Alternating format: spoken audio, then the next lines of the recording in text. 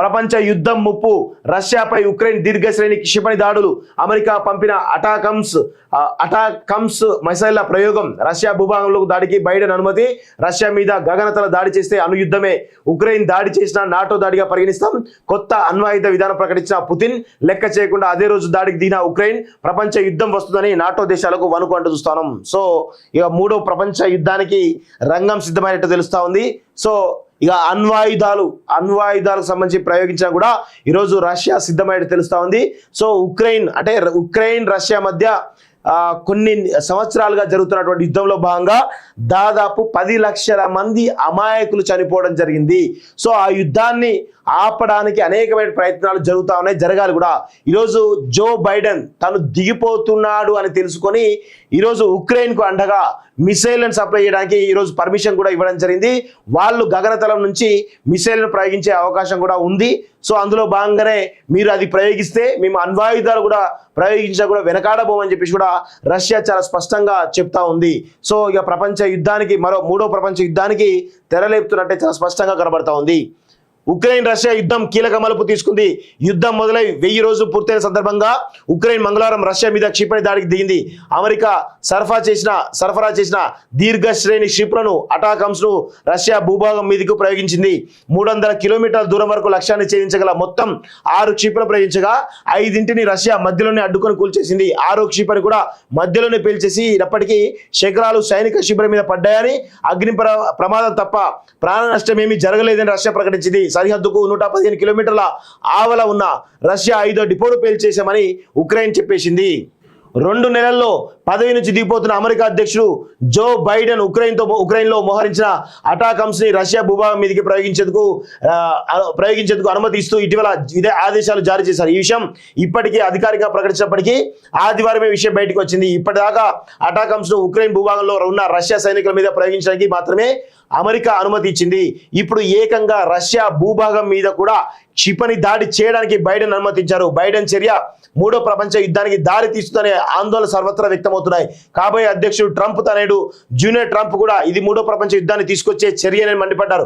2 నెలల్లో దిగిపోతున్న అమెరికా అధ్యక్షుడు ప్రపంచ భద్రతనే ప్రమాదంలోకి నెట్టారని హంగరీ విదేశాంగ మంత్రి ధ్వజమెత్తారు. బైడెన్ నిర్ణయం ఆదివారమే వెలువడినప్పటికీ రష్యా మంగళవారం స్పందించింది. ఉక్రెయిన్ యుద్ధం మొదలై 1000 రోజులు పూర్తయిన సందర్భంగా తన అణ్వాయుధ ప్రయోగ విధానాన్ని సమీక్షిస్తూ కొత్త విధానాన్ని ప్రకటించింది. తన మీద విమానాలు, క్షిపణులు, డ్రోన్లు వేటితో గగనతల దాడులు చేసినా తన సార్వభౌమాధికారాన్ని సవాల్ చేసినట్లుగానే భావిస్తామని చెప్పింది. కొత్త విధానం ప్రకారం అణ్వాయుధ శక్తి లేని ఏదైనా అణ్వాయుధ సంపత్తి ఉన్న దేశం సాయంతో దీర్ఘశ్రేణి క్షిపణులు రష్యా మీద ప్రయోగిస్తే దాన్ని 2 దేశాలు కలిసి చేసిన దాడిగా పరిగణించాలని నిర్ణయించారు. ఉక్రెయిన్ రష్యా మీద కానీ దాని మిత్ర దేశం బెలారస్ మీద కానీ అణ్వాయుధాలతో కానీ సంప్రదాయ ఆయుధాలతో కానీ దీర్ఘశ్రేణి క్షిపణులు ప్రయోగిస్తే రష్యా సార్వభౌమాధికారం మీద జరిగిన దాడిగా పరిగణిస్తారు. అప్పుడు అణ్వాయుధ ప్రయోగానికి సంబంధించి అన్ని అవకాశాలను పరిశీలించే అధికారం రష్యాకు ఉందని అందులో పేర్కొన్నారు. ఏదైనా కూటమిలో ఒక దేశం దాడి చేసినా మొత్తం కూటమి దాడి చేసినా పరిగణిస్తామని చెప్పారు. అంటే అమెరికా ప్రోద్బలంతో ఉక్రెయిన్ దాడి చేస్తే మొత్తం నాటో కూటమి యుద్ధం భయాన్ని చవి చూడాలన్నమాట.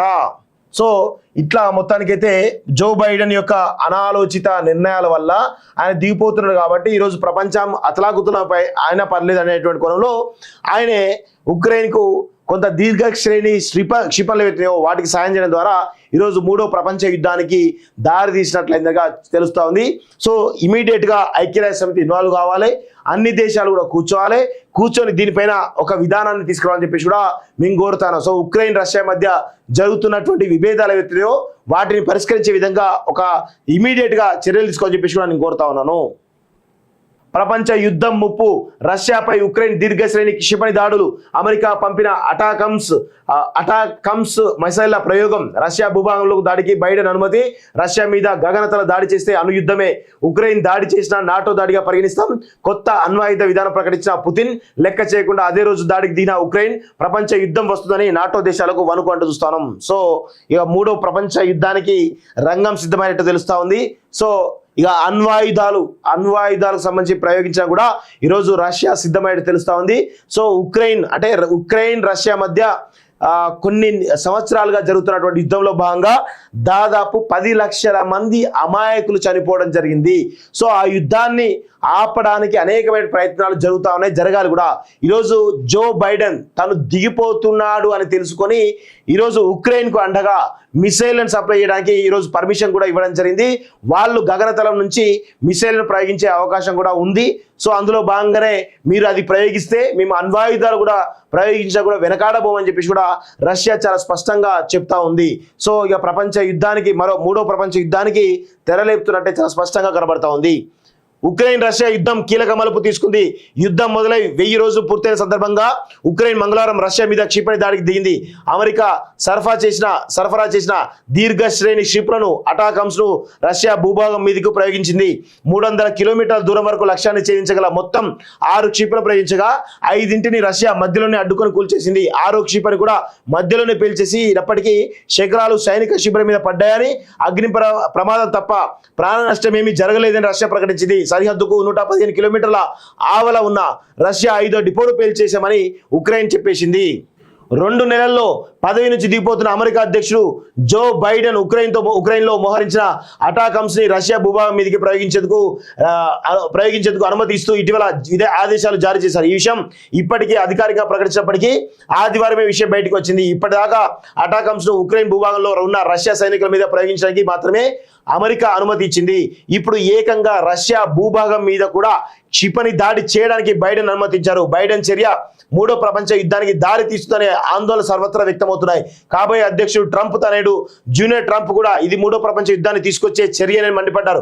2 నెలల్లో దిగిపోతున్న అమెరికా అధ్యక్షుడు ప్రపంచ భద్రతనే ప్రమాదంలోకి నెట్టారని హంగరీ విదేశాంగ మంత్రి ధ్వజమెత్తారు. బైడెన్ నిర్ణయం ఆదివారమే వెలువడినప్పటికీ రష్యా మంగళవారం స్పందించింది.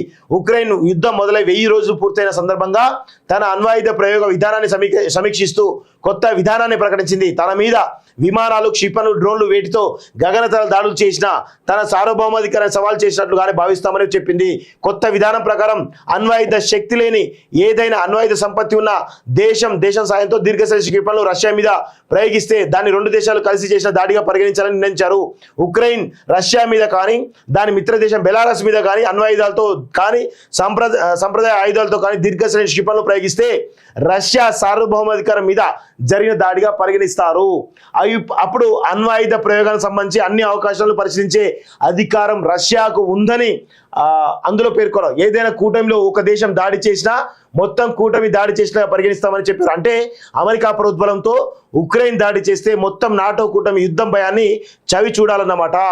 సో ఇట్లా మొత్తానికైతే జో బైడెన్ యొక్క అనాలోచిత నిర్ణయాల వల్ల ఆయన దిగిపోతున్నాడు కాబట్టి ఈరోజు ప్రపంచం అతలాకుతలపై ఆయన పర్లేదు అనేటువంటి కోణంలో ఆయనే ఉక్రెయిన్కు కొంత దీర్ఘ శ్రేణి క్షిపణులు ఏవైతున్నాయో వాటికి సాయం చేయడం ద్వారా ఈరోజు మూడో ప్రపంచ యుద్ధానికి దారి తీసినట్లయిందిగా తెలుస్తూ ఉంది. సో ఇమీడియట్గా ఐక్యరాజ్య సమితి ఇన్వాల్వ్ కావాలి, అన్ని దేశాలు కూడా కూర్చొని దీనిపైన ఒక విధానాన్ని తీసుకురావాలని చెప్పేసి కూడా మేము కోరుతాను. సో ఉక్రెయిన్ రష్యా మధ్య జరుగుతున్నటువంటి విభేదాలు ఏవైతున్నాయో వాటిని పరిష్కరించే విధంగా ఒక ఇమీడియట్గా చర్యలు తీసుకోవాలని చెప్పేసి కూడా నేను కోరుతా ఉన్నాను.